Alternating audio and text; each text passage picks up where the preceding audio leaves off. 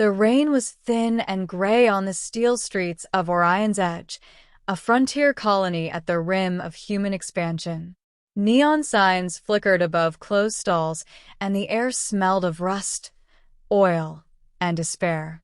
Ethan Hale tugged his coat tighter against the drizzle. Beside him padded his companion, a lean brown dog named Jasper, whose fur glistened with wetness.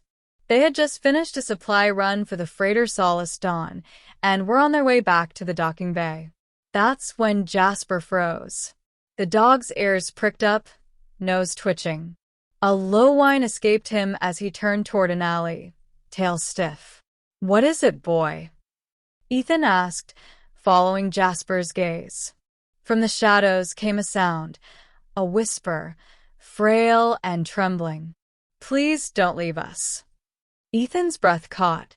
Two small figures crouched beneath a rusted stairwell. They were twins, though not human. Their skin was pale lavender, mottled with darker streaks. Their eyes were too large for their faces, glowing faintly in the dim light. Both looked no older than 8 by human standards. Thin arms clutched each other desperately, and their clothes were little more than rags. Jasper trotted forward, tail wagging gently. The smaller twin flinched, hiding behind her sister. The elder tried to stand protectively, her voice shaking. "We're sorry we were bad. Mom left us.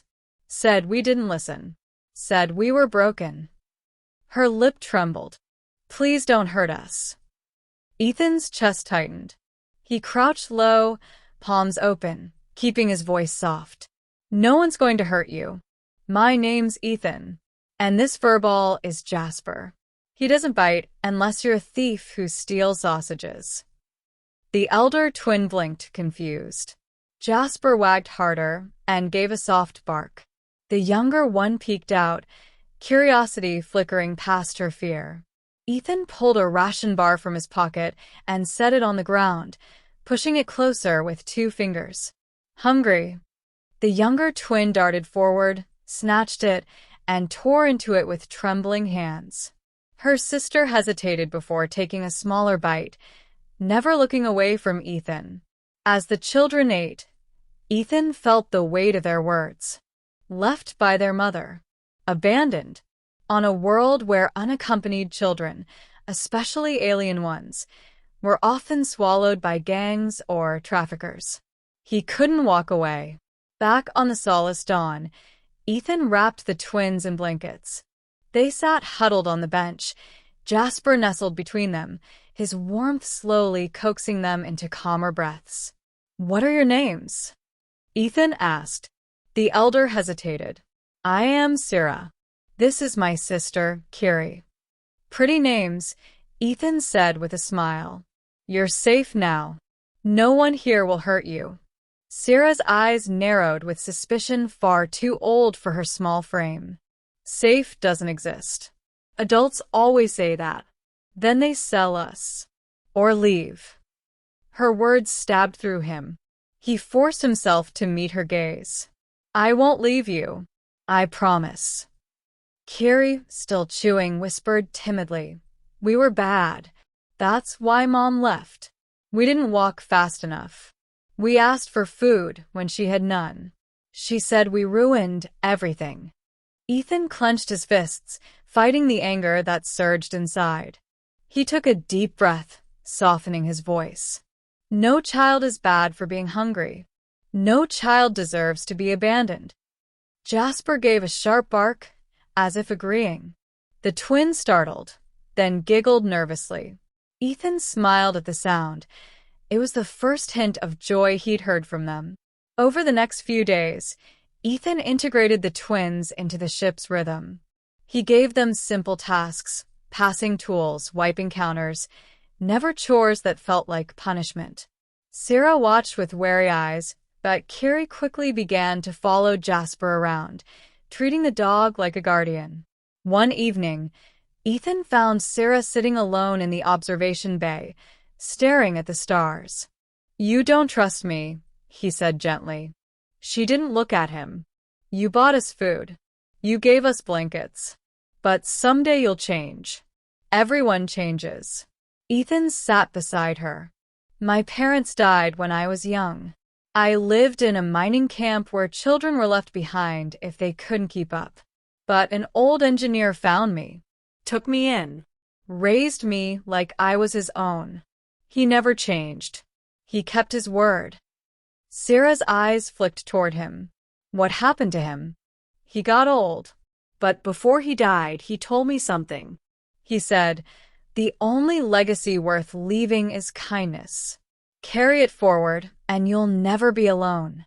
Ethan leaned closer. "I think your mother was wrong. You're not bad. You're just children who deserve kindness." Sarah's lips trembled. Slowly, she leaned against his shoulder. Jasper became their anchor.